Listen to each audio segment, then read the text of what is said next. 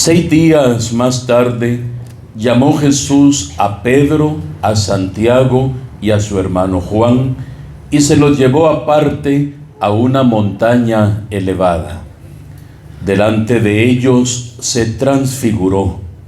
Su rostro resplandeció como el sol y su ropa se volvió blanca como la luz. De pronto se les aparecieron Moisés y Elías, conversando con él. Pedro tomó la palabra y dijo a Jesús: Señor, qué bien se está aquí. Si te parece, haré 3 chozas, una para ti, otra para Moisés y otra para Elías. Todavía estaba hablando cuando una nube luminosa les hizo sombra, y de la nube salió una voz que decía: Este es mi Hijo querido, mi predilecto, escúchenlo. Al oírlo, los discípulos cayeron boca abajo, temblando de mucho miedo. Jesús se acercó, los tocó y les dijo: Levántense, no tengan miedo. Cuando levantaron la vista, solo vieron a Jesús. Mientras bajaban de la montaña, Jesús les ordenó: No cuenten a nadie lo que han visto hasta que el Hijo del Hombre resucite de entre los muertos.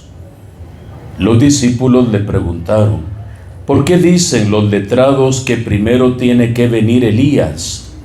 Jesús respondió: Elías tiene que venir a restablecer nuevamente el orden de todas las cosas.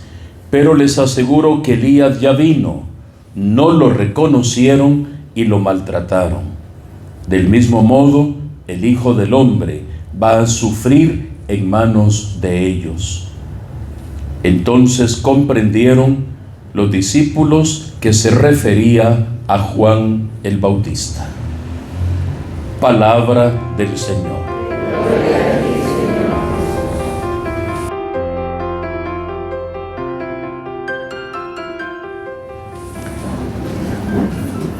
Es el capítulo número 17 de San Mateo, el que acabamos de leer, y es el que da pie a Papa Francisco para hablarnos en este año y decirnos: ascesis cuaresmal, un camino sinodal.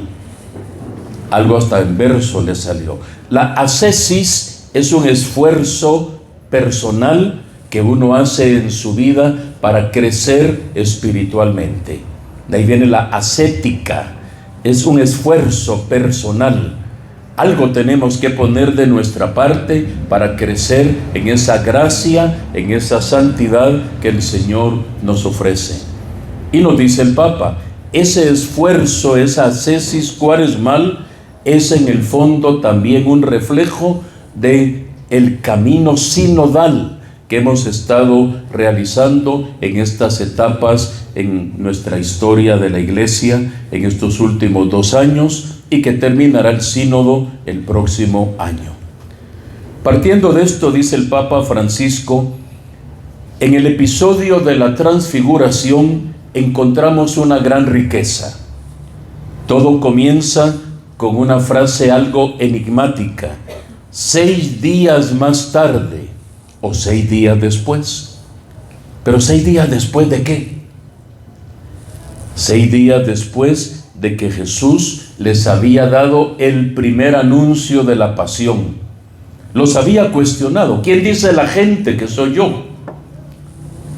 Y unos dicen que eres Juan el Bautista, otros que Elías, otro que alguno de los profetas. Jesús mira que todavía el auditorio está algo dividido en la comprensión de quién es Él.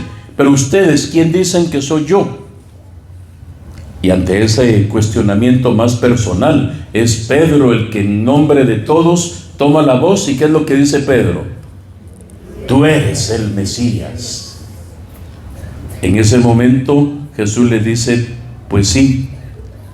Y les cuento que el Hijo del Hombre va a padecer mucho por causa de los ancianos, sumos sacerdotes y letrados, sufrirá la muerte y al tercer día resucitará. Luego de decir esto, el Papa lo retoma bellamente en el mensaje. Pedro se enoja y Pedro le dice: lejos de ti, Señor, eso a ti no te puede pasar. Jesús lo recrimina y le dice: apártate de mí, Satanás, retírate, vete detrás de mí. Tus pensamientos no son mis pensamientos.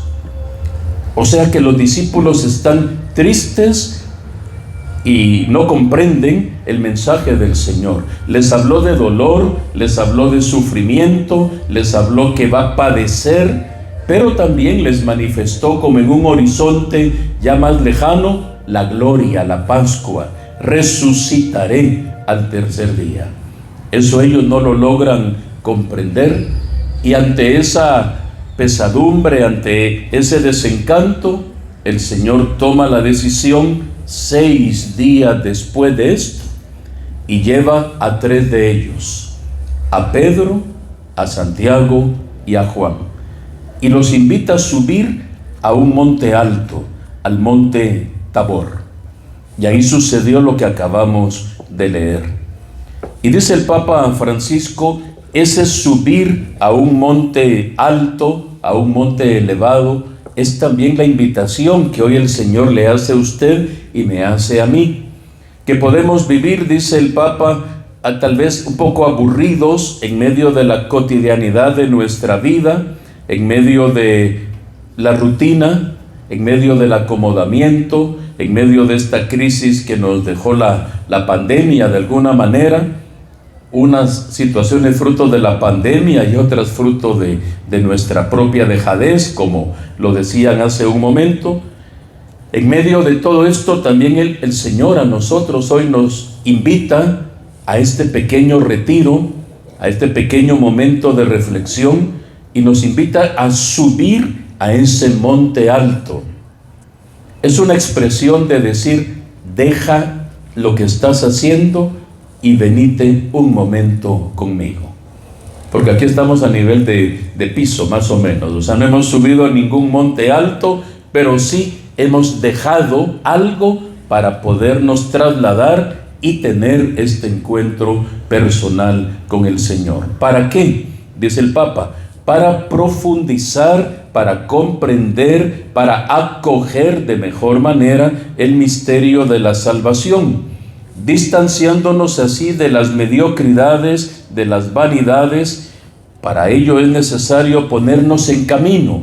Muchas veces cuesta arriba, y eso implica esfuerzo, dedicación. Pone también el Papa el ejemplo del escalar una montaña. Es cuesta arriba, pero el objetivo del que está escalando es siempre ver hacia arriba. Si va viendo para abajo, no logra avanzar. Tiene que desacomodarse de su situación y agarrar ánimo, ver hacia adelante, y ahí encuentra él el empuje para seguir en ese avanzar en algo que puede ser muchas veces cuesta arriba en la vida. Si nos preguntaran a cualquiera de nosotros cuál es esa cuesta arriba que nos toca escalar en nuestra vida, no sería raro que algunos estemos o de repente están algo, diríamos, encunetados o queriendo salir de un lodazal en la vida del cual no logramos salir muchas veces por nuestras propias fuerzas.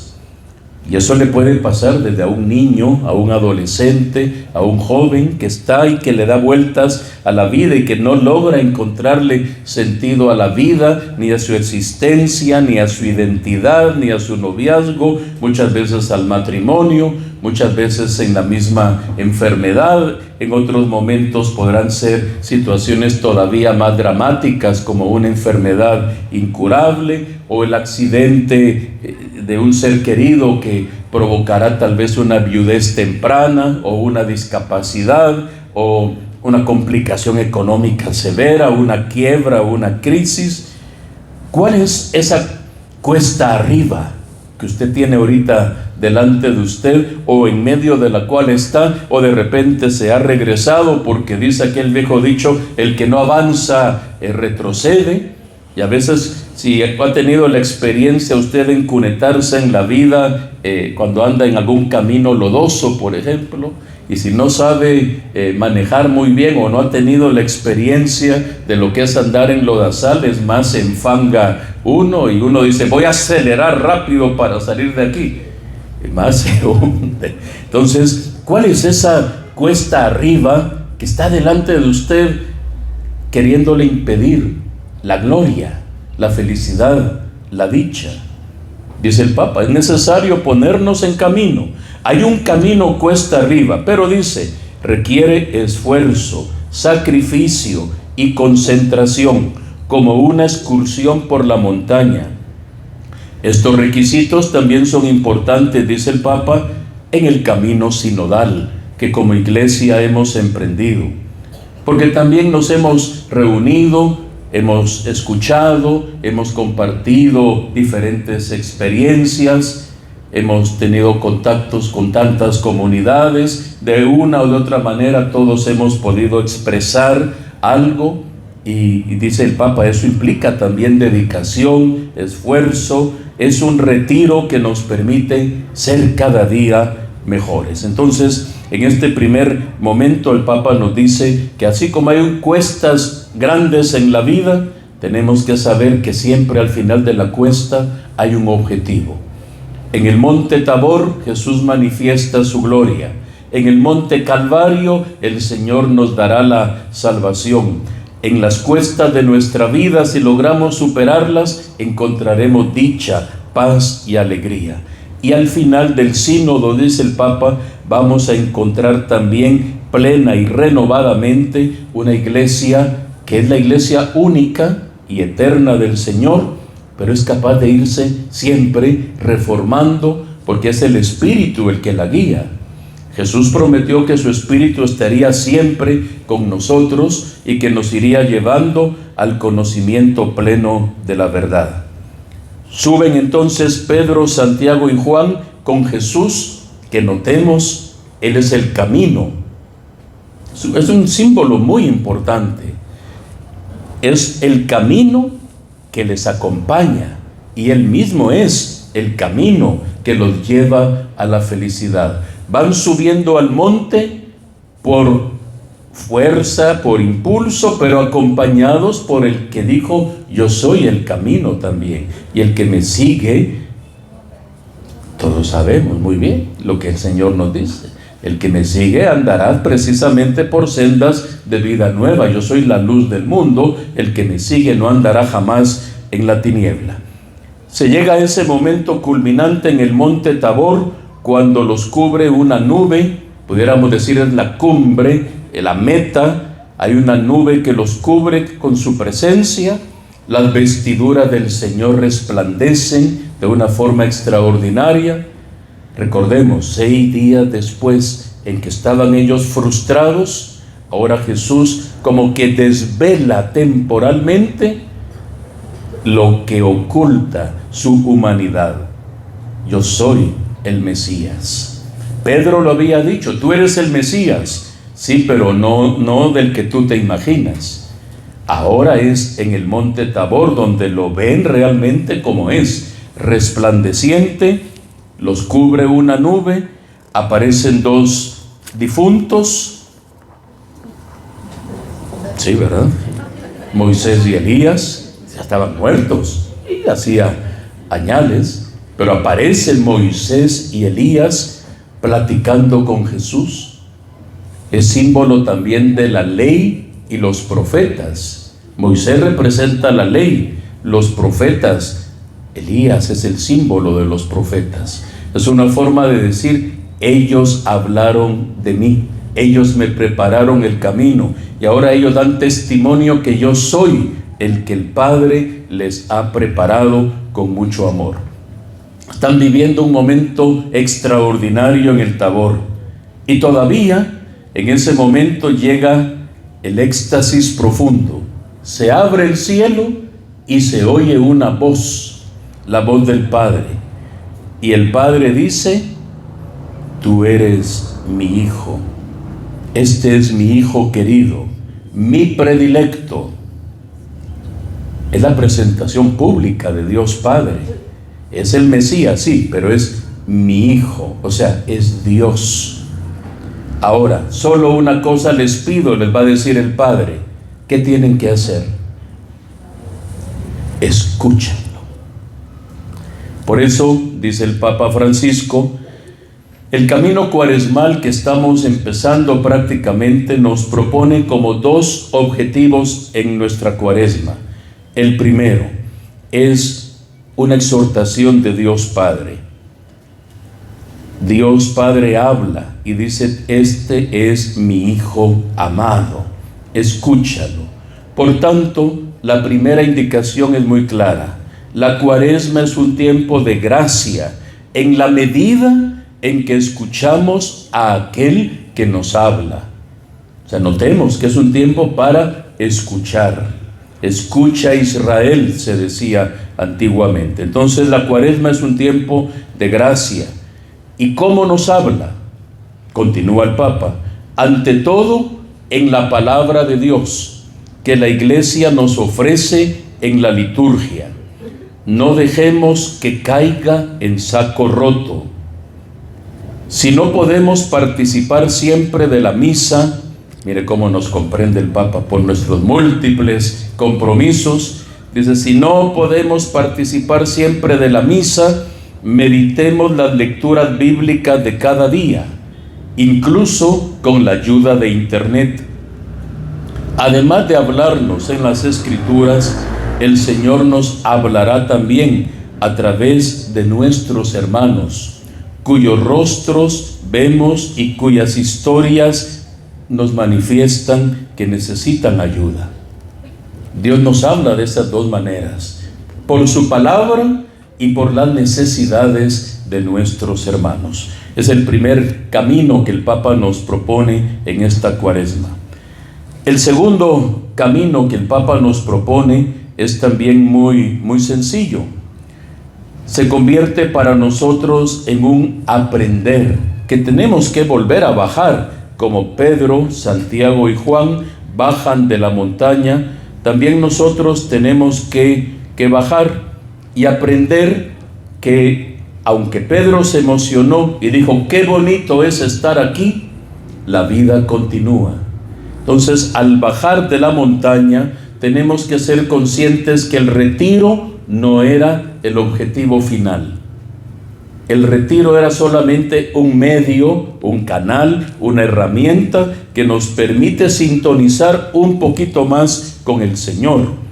Dice el Papa, el retiro no es un fin en sí mismo, sino que nos prepara para vivir la pasión y la cruz con fe, esperanza y amor, para llegar a la resurrección.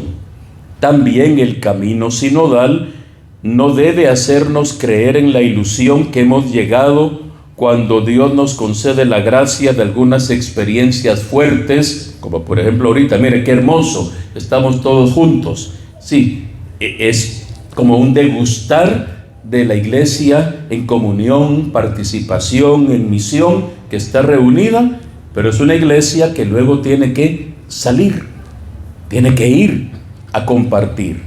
También el Señor nos repite, levántense, no tengan miedo, bajemos a la llanura y que la gracia que hemos experimentado nos sostenga para ser artesanos de la sinodalidad en la vida ordinaria de nuestras comunidades. El Espíritu Santo nos animará durante esta cuaresma en nuestra caminada, en nuestra escalada con Jesús, para que experimentemos su resplandor divino y así, fortalecidos en la fe, prosigamos el camino con Él, gloria de su pueblo y luz de las naciones.